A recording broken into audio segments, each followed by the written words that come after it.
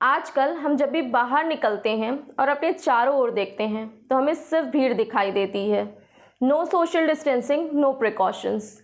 ऐसा लगता है जैसे कोरोना वायरस नाम की तो कोई चीज़ अब बची ही नहीं है, या फिर लोगों ने ये तय कर लिया है कि अब वो बाहर निकलेंगे और किसी भी तरह का कोई भी कॉम्प्रोमाइज़ नहीं करेंगे।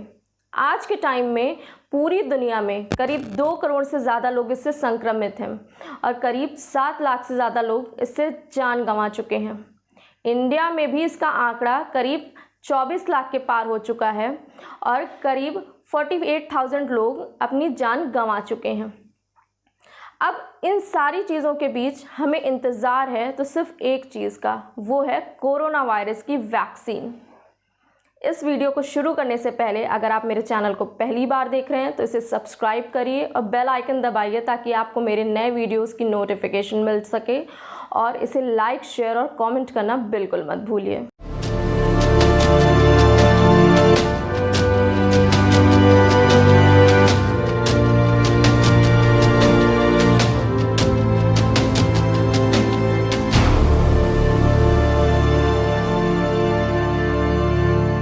कोरोना वैक्सीन वो चीज़ है जिसका इंतज़ार पूरी दुनिया कर रही है।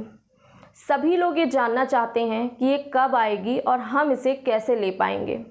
कोरोना वैक्सीन के बारे में मैं आपको बता दूं तो पूरी दुनिया से 165 से ज़्यादा वैक्सीन्स पर शोध चल रहा है और 29 वैक्सीन्स अपने ह्यूमन ट्रायल के दौर में प्रवेश कर चुकी हैं। इनमें से सिर्फ 7 वैक्सीन्स हैं जो कि अपने ट्रायल के लास्ट फेज़ में चल रही हैं।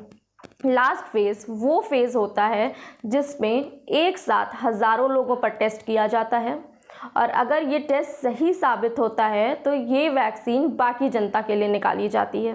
Vaccines that are going through their last phase trials are Pfizer, BioNTech, Oxford showing good progress in phase 3 trials, Novavax secures funding for phase 3 trial, Moderna proceeds to phase 3 trial as well, Covaxin starts phase 2 study, ZyCoV-D starts dosing patients for phase 2 trial, Israeli scientist starts groundwork on human trials. इस race में जो सबसे आगे रहा है वो है Russia. Russia का ये दावा है कि उन्होंने कोरोना की पहली वैक्सीन बना ली है और उसे रजिस्टर भी करवा लिया है।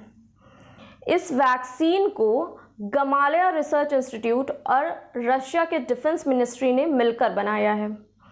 रशिया के स्वास्थ्य अधिकारियों का ये कहना है कि वैक्सीन का पहला और दूसरा फेज़ का ट्रायल सफल रहा है और इसे अब तक 76 लोगों पर टेस्ट किया जा चुका है।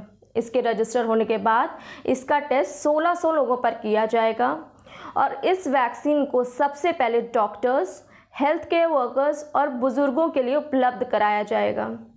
रशिया की सरकार का दावा है कि अक्टूबर महीने में इसका प्रोडक्शन भारी पैमाने पर शुरू कर दिया जाएगा।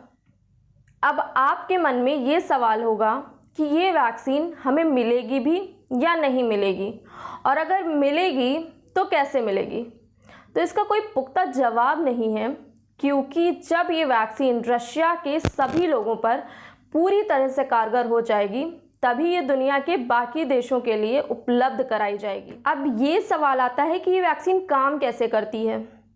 गमालिया रिसर्च इंस्टीट्यूट के डायरेक्टर अलेक्जेंडर गिल्सबर्ग ने बताया है कि एरिनो वायरस, जो कि आम जुखाम का वायरस होता है, इसके जेनेटिक मटेरियल को लेकर कोरोना वायरस के खोल, जिसके लिए हमें बार बार हाथ धोने को कहा जाता है, इस प्रोटीन खोल के अंदर इंसर्ट कराया जाता है और उसके बाद उसे ह्यूमन बॉडी में इंसर्ट कराते हैं।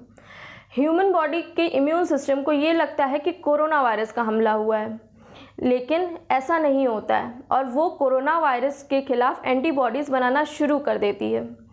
अब जब भी कभी आगे चल के कोरोना वायरस का हमला होता है तो शरीर में पहले से ही इसके लिए एंटीबॉडीज़ मौजूद होती हैं जो कि इसके खिलाफ लड़ने में सक्षम होती हैं। लेकिन WHO ने कहा है कि सुरक्षित और कारगर वैक्सीन बनाने के लिए जो भी गाइडलाइंस दी गई हैं उनका पालन करें। अब इस वीडियो को हम यहीं पे विराम देते हैं और आशा करते हैं कि हमें जल्द से जल्द कोरोना की वैक्सीन मिल जाए।